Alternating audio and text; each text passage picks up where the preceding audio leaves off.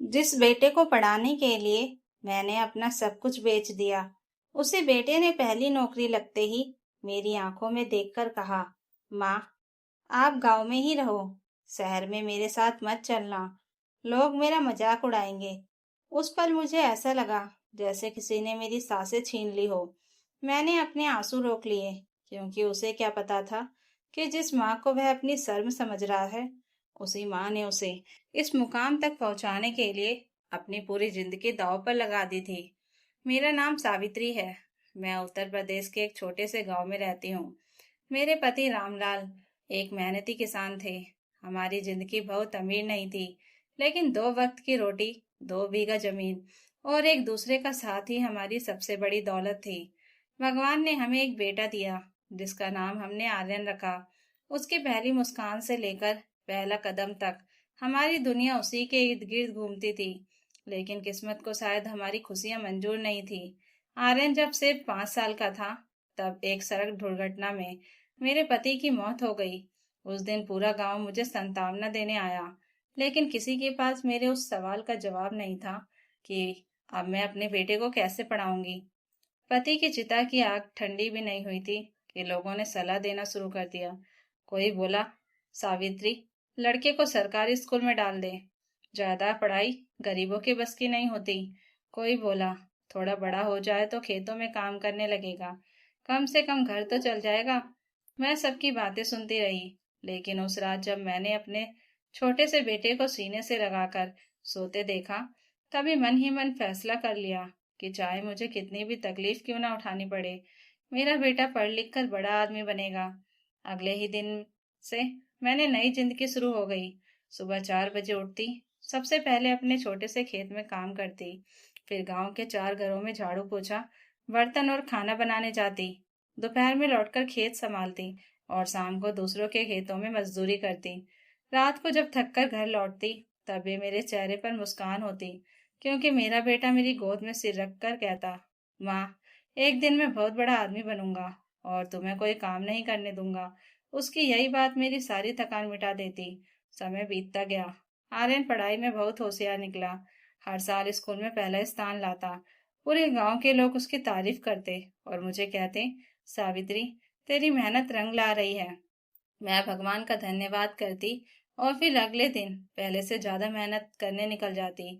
लेकिन असली परीक्षा तब शुरू हुई जब आर्यन का चयन शहर के अच्छे इंजीनियरिंग कॉलेज में हो गया। एडमिशन लेटर हाथ में था, लेकिन फीस देखकर मेरी आंखों के सामने अंधेरा छा गया। इतने पैसे तो मैंने अपनी पूरी जिंदगी में एक साथ कभी नहीं देखे थे। उस रात मैं पति की तस्वीर के सामने बैठी रही। सुबह होते ही मैंने अपना सबसे कठिन फैसला लिया। मैं तहसील गई और अपने पति की छोड़ी हुई आधी जमीन बेच दी। रजिस्ट्रार ने मुझसे पूछा, सोच लिया है? यही आपकी सबसे बड़ी संपत्ति है। मैंने मुस्कुराकर कहा, जमीन दोबारा खरीदी जा सकती है, लेकिन बेटे का भविष्य दोबारा नहीं मिलता। जमीन बिक गई, लेकिन फिर भी पूरे पैसे नहीं जुटे। मैंने अपनी शादी के गहने भी बेच दिए। उन गहनों को हाथ में लेकर मेरी आंखें भर आई, क्योंकि उनमें मेरी शादी की यादें थीं। लेकिन बेटे का सपना उन यादों से भी बड़ा था। जिस दिन आर्यन शहर पढ़ने जाने लगा, मैंने उसके बैग में चुपचाप 500 रुपए रख दिए। उसने कहा, माँ, इतने कम पैसों में कैसे काम चलेगा? मैंने हंसते हुए कहा, बेटा, जब जरूरत पड़े तो बता देना। लेकिन सच यह था कि मेरे पास अब 1 रुपया भी नहीं बचा था। आर्यन के जाने के बाद घर बहुत सूना हो गया। फिर भी मैं रोज पहले से ज्यादा मेहनत करती रही। महीने की पहली तारीख आते ही उसकी फीस, हॉस्टल और खर्चे के पैसे भेज देती।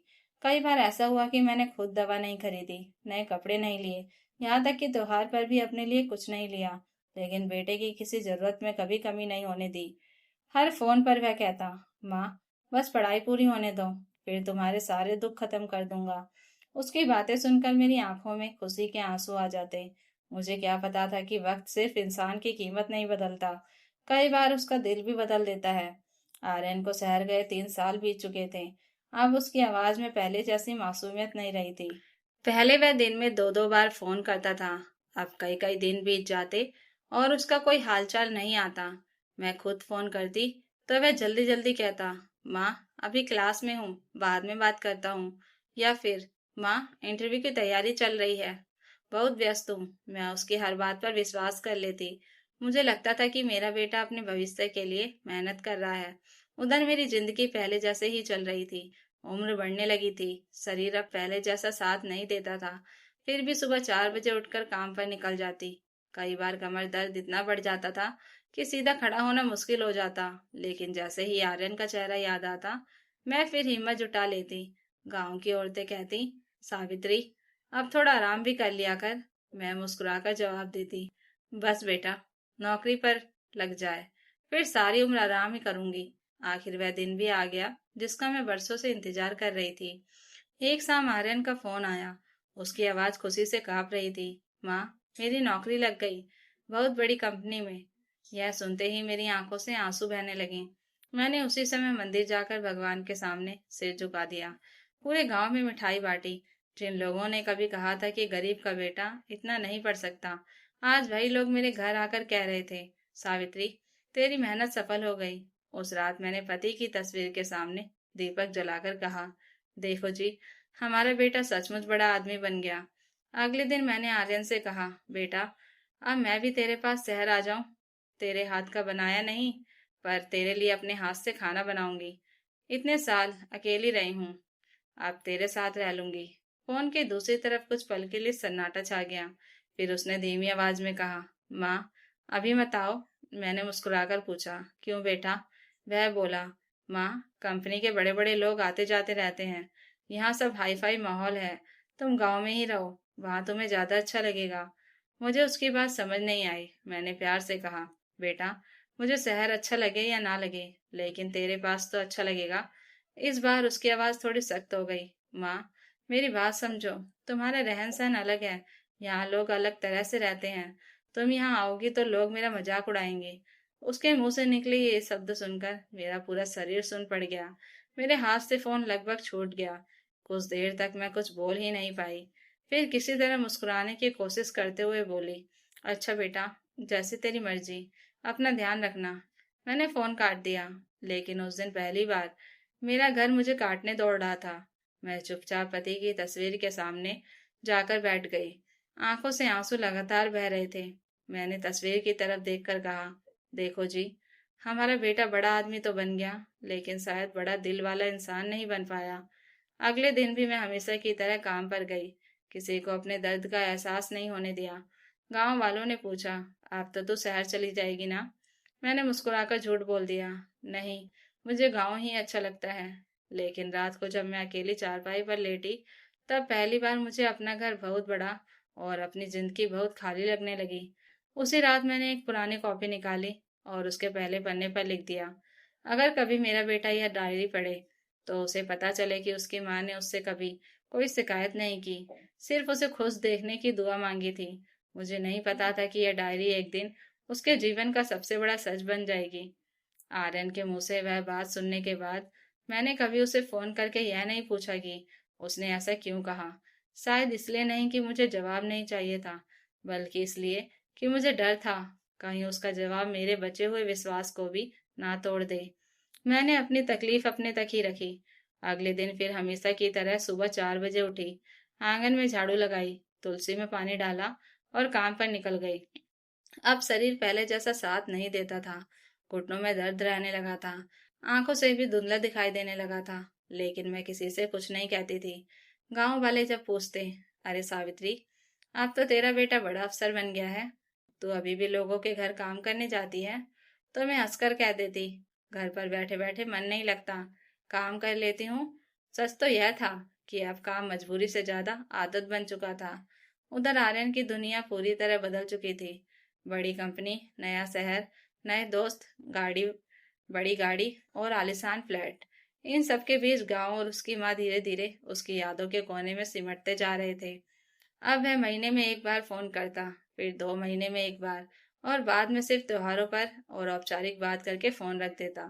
मैं हर बार वही पूछती, खाना समय पर खा लेना बेटा, ज्यादा काम मत किया कर।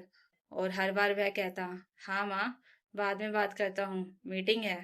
फोन कटने के बाद मैं कई मिनट तक मोबाइल को देखती रहती, जैसे शायद फिर घंटी बज जाएगी। एक दिन गांव के डाकिये ने मेरे नाम का एक लिफाफा दिया। उसमें आर्यन की पहली सैलरी से भेजे गए 15,000 रुपए थे। साथ में सिर्फ एक छोटी सी पर्ची थी। जरूरत के लिए रख लेना। मैंने पैसे वापस लिफाफे में रख दिए और पति की तस्वीर के सामने बैठकर बोली, मुझे पैसों की नहीं, अपने बेटे की जरूरत है। उसी रात मैंने अपनी पुरानी डायरी फिर खोली और लिखा, आज बेटे की पहली कमाई आई। लोग कहते हैं माँ की मेहनत सफल हो गई, लेकिन पता नहीं क्यों आज घर पहले से भी ज्यादा खाली लग रहा है। शायद पैसे रिश्तों की दूरी नहीं मिटा सकते। समय बीतता गया। एक बरसाती शाम काम से लौटते हुए मेरा पैर फिसल गया और मैं सड़क पर गिर पड़ी। गांव वालों ने मुझे उठाकर घर पहुंचाया। डॉक्टर ने कहा, ज्यादा कमजोरी है, आराम की जरूरत है। लेकिन आराम किसके भरोसे करती। अगले ही हफ्ते फिर काम पर निकल गई। उसी घर की मालकिन ने मुझे डांटते हुए कहा, सावित्री, अब छोड़ भी दे ये सब। बेटा इतना बड़ा अफसर है। मैंने मुस्कुराकर जवाब दिया, बेटे पर बोझ बनकर नहीं जीना चाहती। यह बात मैंने उनसे कही थी, लेकिन चुभन मेरे अपने दिल में थी। कुछ दिनों बाद गांव के प्रधान ने शहर जाकर आर्यन से मिलने का फैसला किया। उन्होंने सोचा बेटे को माँ की हालत बता देंगे। शहर पहुंचकर जब उन्होंने आर्यन से कहा, बेटा, तेरी माँ अब पहले जैसी नहीं रही, बहुत कमजोर हो गई है, कभी गांव आ जाया कर। तो आर्यन ने घड़ी देखते हुए जवाब दिया, चाचा, अभी बहुत काम है, अगले महीने देखूंगा, आप उनका ध्यान रखिए। प्रधान जी लौट आए, लेकिन उन्होंने मुझे यह बात नहीं बताई। सिर्फ इतना बोले, बेटा बहुत व्यस्त है। मैं मुस्कुरा दी। उसी रात मैंने डायरी का आखिरी पन्ना लिखा। अगर कभी मेरा बेटा यह डायरी पढ़े तो उससे बस एक बात कहना, मैंने उसे कभी दोष नहीं दिया, शायद गलती मेरी ही थी।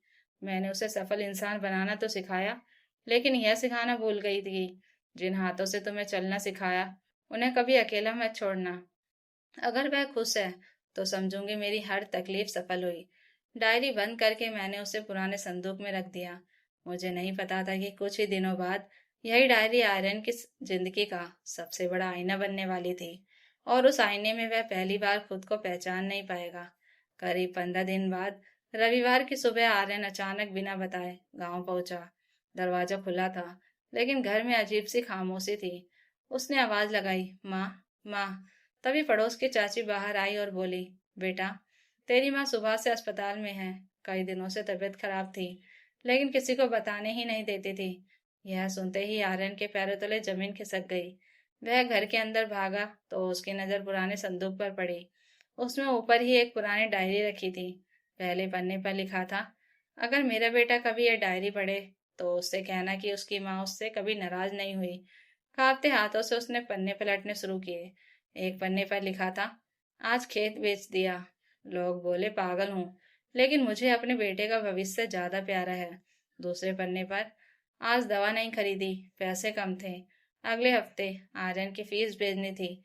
तीसरे पन्ने पर, आज बहुत बुखार था, फिर भी 4 घरों में काम किया, बेटा शहर में भूखा ना रहे। बस यही सोचकर दर्द भूल गई। आखिरी पन्ना पढ़ते पढ़ते उसकी आंखों से आंसू लगातार गिरने लगे।